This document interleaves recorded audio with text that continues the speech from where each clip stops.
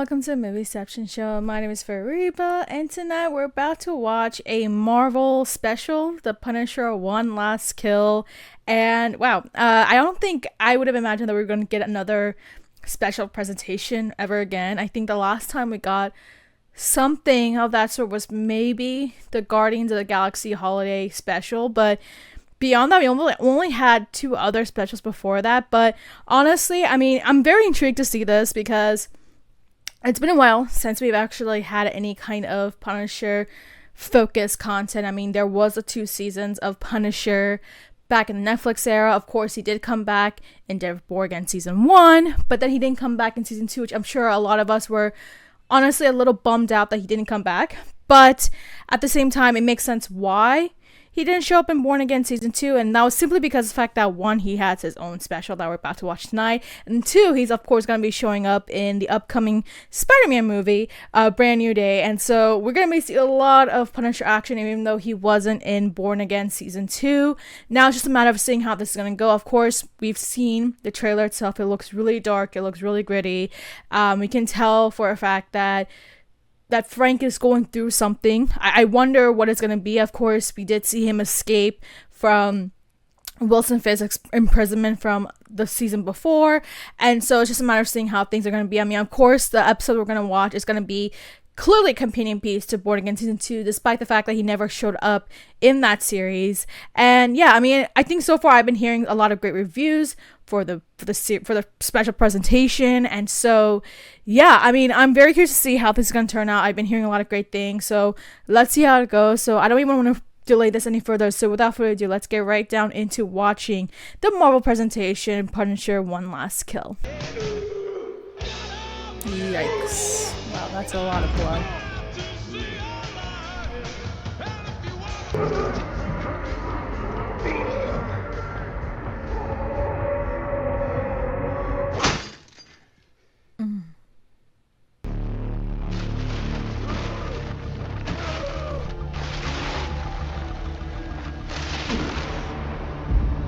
Don't do that, huh? Oh, no. This way, Camel. Oh, look like Italian, huh?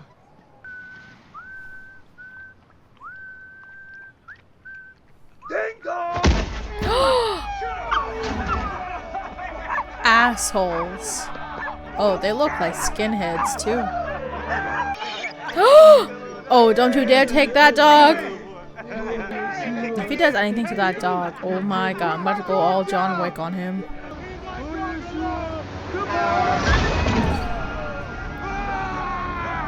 Oh, I'm gonna beat their ass. I am so pissed off right now. Okay, I actually do want Frank to kill those guys now. No, just no. Those that were before me.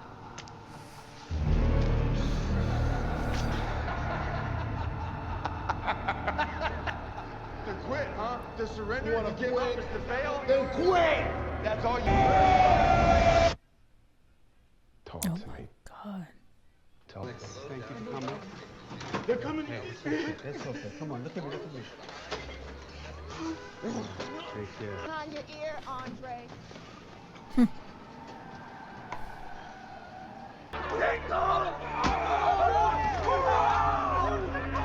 Someone needs to beat their ass.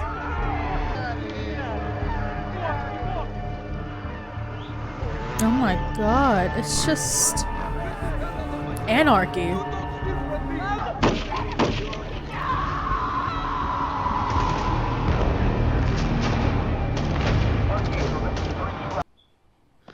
I'm tired. Oh. Sorry, baby.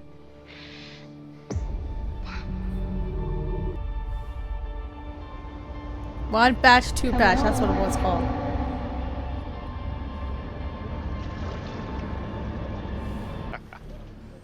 Is he imagining or is he real? Shit was funny.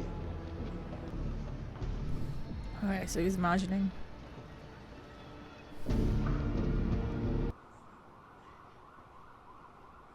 Sorry if I startled you.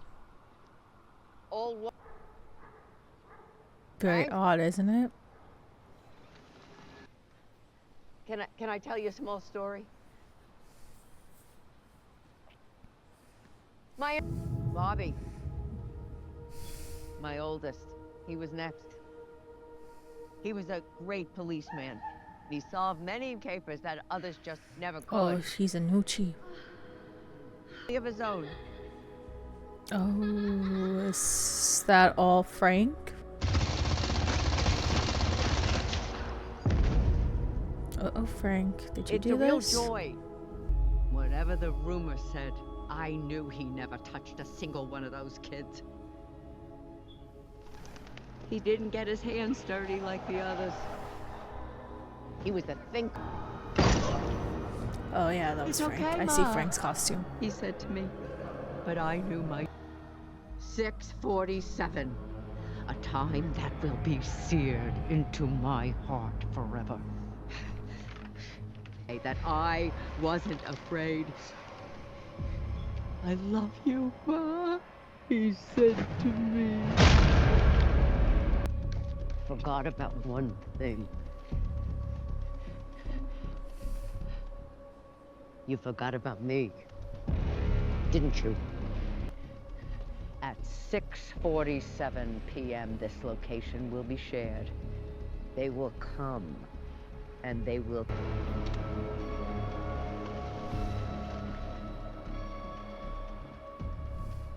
And when that final moment comes, I'm the one who's doing the punishing now. Come on back. Is that You're not a victim. Karen? You chose it.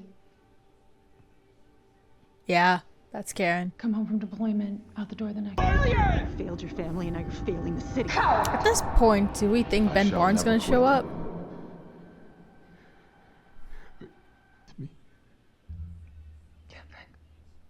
Yeah. Oh, she's real! Oh shit! It's okay. Wait, what's the timeline for this? There's some more for you to do. What? I'm so confused. Okay, she was fake. Okay, I was gonna say, like, what? She's still with Matt.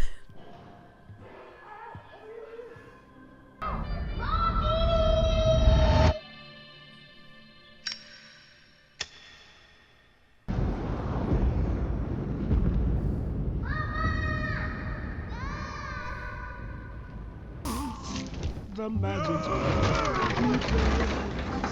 this is magic I am inside. And though I close my eyes, I see a thought. I know that roses bloom. Turn into love song. Your heart and soul. Oh my god.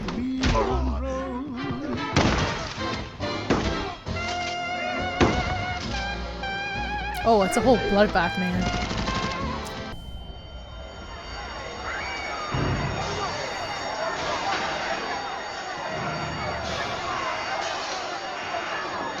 Anarchy. It's like the freaking Purge that's going on.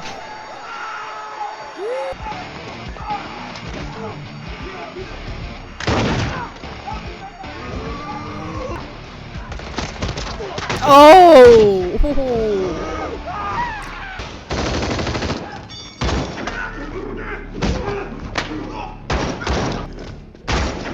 Oh my god.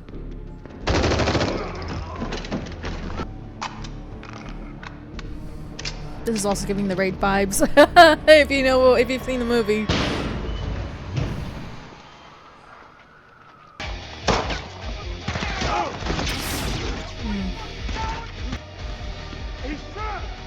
Yeah, this is literally like raid. This is literally raid. Oh.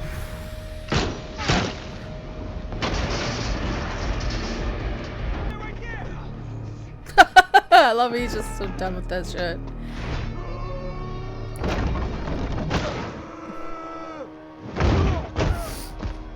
Oh, that was not a great landing. What's she running away for? Why is she running away like that?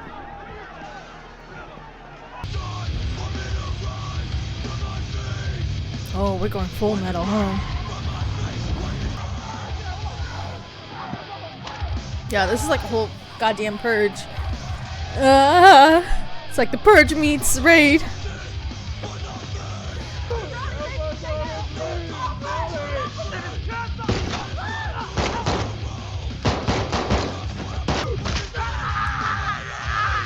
Oh, you deserved it, motherfucker.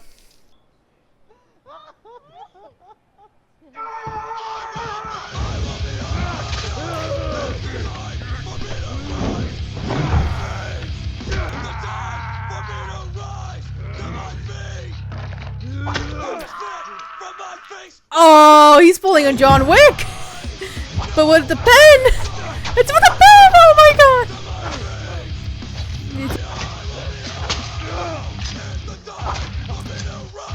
Oh yeah. Yeah.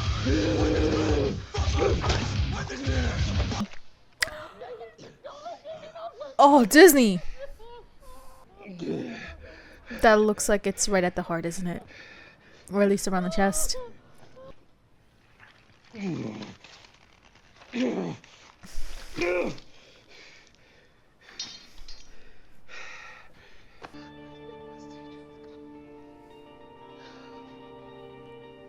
What? Is this gonna be like a reborn kind of situation? Charlie.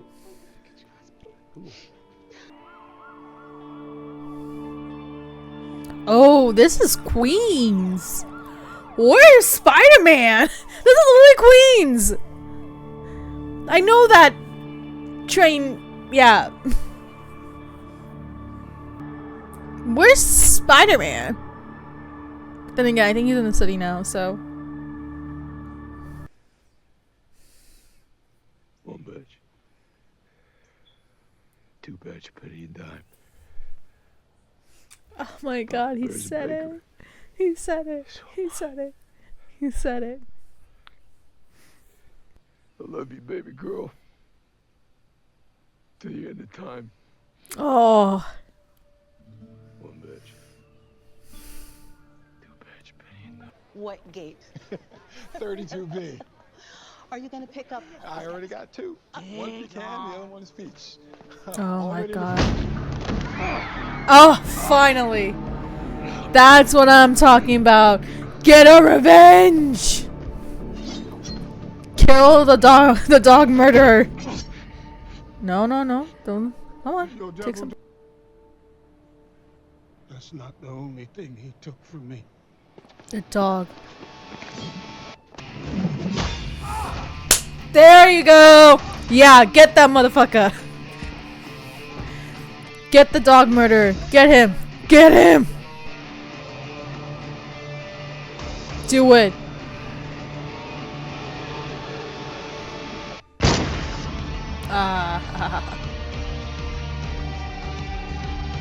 So that was the Marvel special, Punisher, One Last Kill. And I gotta say, wow, Disney. I never knew that you would actually be able to go this brutal and this bloody ever. I mean, it's been a while since I've actually seen the Netflix era episodes. I mean, especially with Punisher, I think I may have seen season 1, but not season 2. I thought at maybe one point we were going to see Jigsaw. I think that's Ben Barnes' character, Jigsaw, but I guess not because it's seen as so. But again, that was just me direction. But overall, wow, I did not expect that this was going to be how the episode was going to turn out. I didn't think that was going to be so action-packed and so bloody in the way that we saw here. And I think it makes a lot of sense just because, you know, the whole gist of Punisher's story is the fact that he basically lost his whole family and he's basically on a whole revenge quest. And that was the root of what introduced him back in the original Daredevil series with the Netflix era, where we saw him in season 2 and he is wreaking havoc and he's a far more violent, brutal vigilante in comparison to Daredevil, who who wants justice, but also realizes that he has boundaries and is not willing to unalive people, and that's showing quite the contrast between the two of them. And we saw a lot of that back in season 2, how they butt heads, but knowing the fact that they're kind of in the same, team, especially when it came to Fisk. And of course, he came back in season 1, where he did kind of help Daredevil in a way to fight off against Fisk, but again, that's a little bit more of the digressing. But what I did not expect was to see a moment like this, where we see, Frank basically accomplishing his revenge. I mean, we just see, again, I can't remember if this happened in season 2, because it sounds so that this happened in the events of season 2, maybe not. And I actually appreciate the fact that we kind of got a little bit of like backstory for this, especially for anyone who hasn't watched or hasn't been caught up with the Punisher series like me. But it seems as though that he actually got his revenge from the looks of it. Of course, given the fact that he did leave one behind, that's what instigated everything else with the rest of this episode. But even that being the case, you can see how Frank is even more vulnerable this time around than ever before. I mean, we know for a fact how much his family means to him, and we also got a little bit of a context about his time with the army, and I don't know if it's army or navy, I can't remember, but we know for a fact that, he had a lot of friends, and a lot of them didn't really make it, and of course, again, one of them being Jigsaw, and that was the whole thing back in season 1, and that's the part I remember mostly. But I mean, even then, I was very curious how this episode was going to turn out, because I wasn't sure if it was going to be all action, if there was going to be some plot device. I was very curious how this is going to turn out. And I actually did not expect this episode was going to be essentially all action, in a sense. There isn't really a whole strong plot to it, aside from the fact that the simple fact of the matter is that the one Nucci that he, did not unalive wanted to get their own revenge. So it's like kind of a whole reverse thing going on. I mean, yeah, but what I will say is that I will give credit where it's due, and it's the fact that, this whole episode, like, the first thing that came to mind is the Raid meets the Purge, kind of meets Leon the Professional. That was what was really going in my mind. I was like, wow, Disney is really showing their own version of the Raid and the Purge in this whole episode. I mean, honestly, you can just see the anarchy that's happening. Essentially, what is Little Italy? I mean, I'm pretty sure that's Queens, because I've seen that not the bridge, but the overhead before, and because I've been to New York quite a number of times, and I've noticed a couple of things, but which obviously raises the question of where's Spider-Man. But of course, I think we know, right, Spider-Man's not in this series, and that's simply because of rights issues with Sony, so he can't show up in the TV shows, but he can be in the movies, whereas that's kind of like the opposite with Kingpin, where he can show up on the TV shows but not in the movies.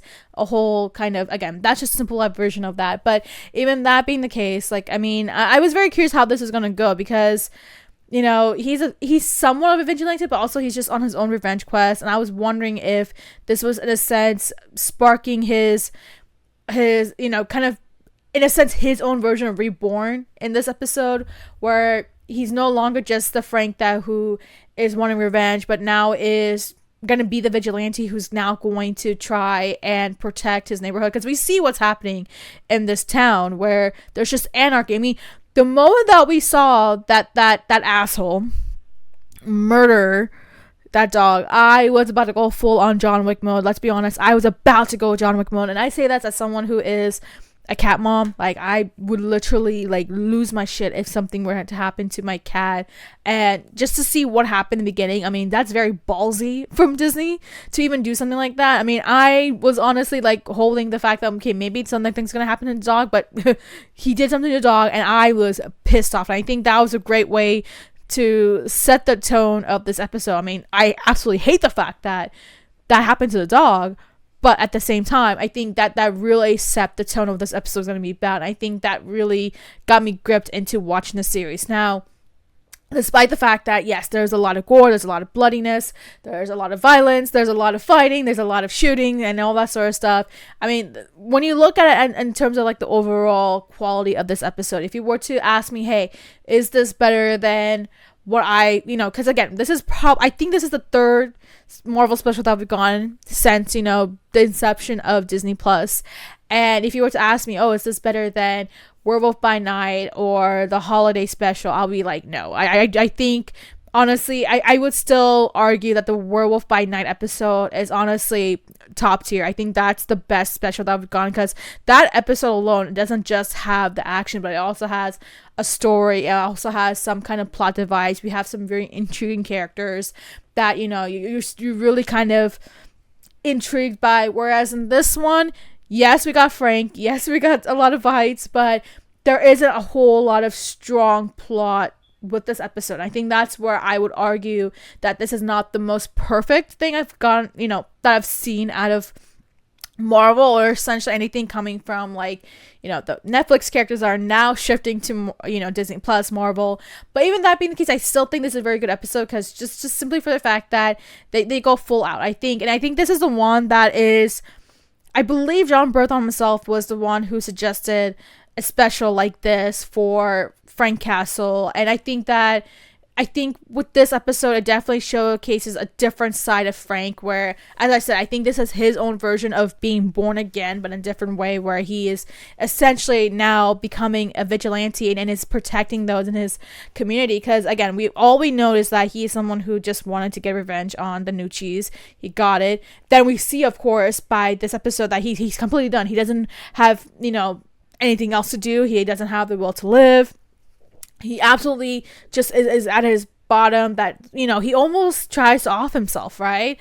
And something stopped him. And we see now that he now has a new purpose, which is now to protect those in his community. And I think that's a key part of it, because, right off the bat, we see just how much anarchy is happening in this town. And it's like no one's protecting the little guy. No one is helping those who are vulnerable. No one's helping those who do not want to advocate for violence. And here we have, I guess you can say, those who were under the Nucci leadership, who are now just wreaking chaos into this town, that are just wreaking havoc and killing people. And it's just where's, first of all, I'm just where is the NYPD? They're completely useless in this whole thing. Of course, we're not going to talk about Spider-Man. I already mentioned about Spider-Man, but I think if this is a way to really transition into a new era for Frank Castle and allow him to still be a part of the MCU, I think this is a great way to do that, because he now has this renewed purpose. We see by the end of this episode where, after having saved that family that could have became, Frank's own family, and instead he came in and protected them and saved them from the Nucci, I guess the Nucci, whatever, right? The whatever they're called, but because I'm sure they're all part of the Nucci family or Nucci crime syndicate, whatever. But the fact that he did save them, and I think that allowed him to realize that, what, even though he completed his revenge, now he has something else that he can do. And I think that that's a really great way to transition. And we do see by the end of this episode where we definitely got that revenge for a dog. I was like, you need to off him right now, because he can't breathe another second. We need to go John Wick. And we did get John Wick style revenge. We got our John Wick style revenge, which I also wonder. So it's John Wick meets The Raid meets The Purge, which I gotta say, I'm kind of, it's kind of insane that we got a lot of The Raid inspiration right here, because I've seen that movie a long time ago, but it's still a film that I still remember to this day. That is absolutely just mind-blowing. It's a similar film that doesn't have a whole lot of plot to it, although I would say there is at least some kind of plot, and of course the second film really elaborates more of that. But that The Raid is one film that to this day, it still lives rent free in my mind. And the more I was watching this episode, the more I was like, oh my god, this is giving me Disney version of Raid. And they didn't, and I'm thankful that Disney didn't water down on the violence, just because that would just be so Frank Frank Castle like of him, that they kept that R-rated, mature, like really hard R of this episode. I think that was something that I thought was really ballsy. As I got very, very ballsy from Disney. But yeah, I think that, yeah, but as I said, I think that when you are looking at this, series, I mean, the special, definitely a lot better than what I've seen before, with a lot of content that we got in comparison to the Netflix era.